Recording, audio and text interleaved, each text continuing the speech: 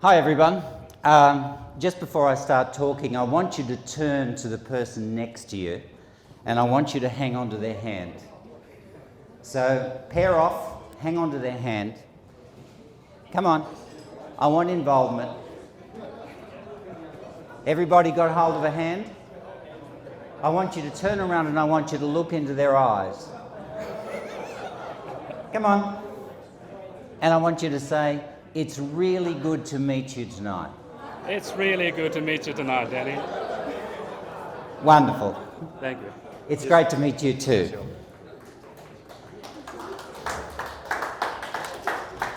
I guess that leads on to my topic tonight, and one of the things that you gather from all these people that you heard from tonight, many people that are here in the room, that successful people often are generated because they know how to work relationships. They understand that what they've bought in management rights isn't really a management rights, they've bought a relationship rights. And that's a big factor that's changed in our industry in the last 5 years. I've owned 13 buildings, I've worked in the industry for 21 years, I work across Asia, Australia, many different countries. And the key to successful people and companies that I see is their ability to be able to relate to people, to understand what the industry is, and to understand what they can do to make other people successful as well. So management rights itself has changed because one of the things that our previous speaker was talking about was the interview process. Now, many times when I went through that interview process, you sat in the room with somebody for 15 or 20 minutes and you were asked a series of standard questions.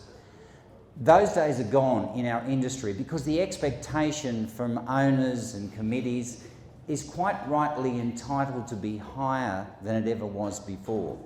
So I guess from our side of it, we have to understand that as part of that relationship management, the very first thing we're going to go to is a job interview.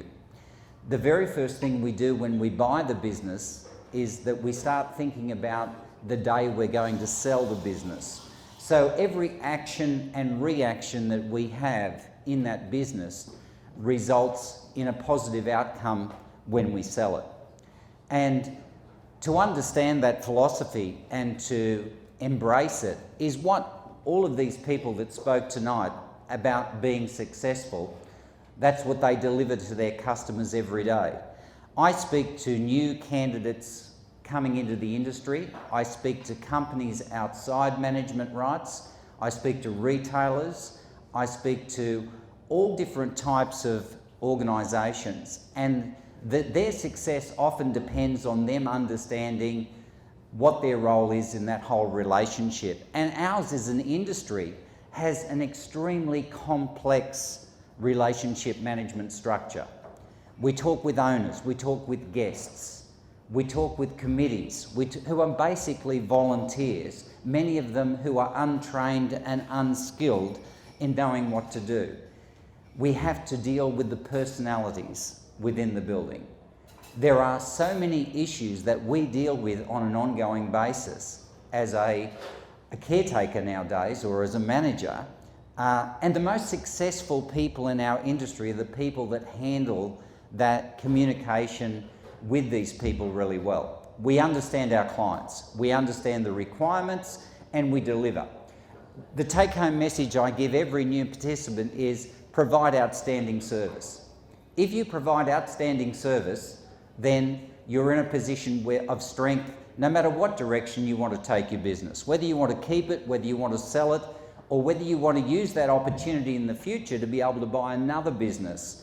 Nowadays, when people sell a management rights business, and I'm engaged by body corporates who wish to get an opinion on somebody coming in to our industry, I try and explain to people that as a new applicant, as someone new to the industry, you're not expected to know everything. You just can't absorb what has to be learned and taught over a short period of time. It took me 6 months before I even knew where I was in the industry. But the reality is it's your enthusiasm, your preparation, your energy, your communication with people, and you're talking all the time and learning and absorbing and responding that makes you successful. And as I said, I'm in a room here with very successful people. You all have that formula that you use. As an industry, we're some of the worst communicators that I've ever seen. And I speak to different industries all the time. The reality of the situation, most caretakers do so much work which is unpaid, and they never let anybody know about it.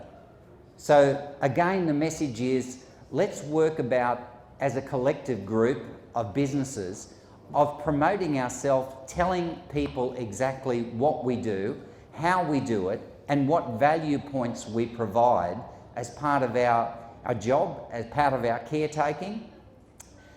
Jessica's a great example of somebody with energy, drive, enthusiasm, but at the end of the day, she gets the job done because she also wants to communicate out to people. And as I said, that will develop a different culture in the building. It develops a culture that you've driven, because a lot of the other people who are sitting there and working there in the building are owners, body corporate managers. They haven't got the vested interests of somebody like ourselves who've got a lot of blood, sweat and tears tied up in the game. So I guess we look at the title of the book and we talk about management rights. To me, the industry's changed now. It's no longer management rights, it's a relationship rights industry. And the most successful people I see in the industry are the people that really do a good job and all that. Thank you for your time.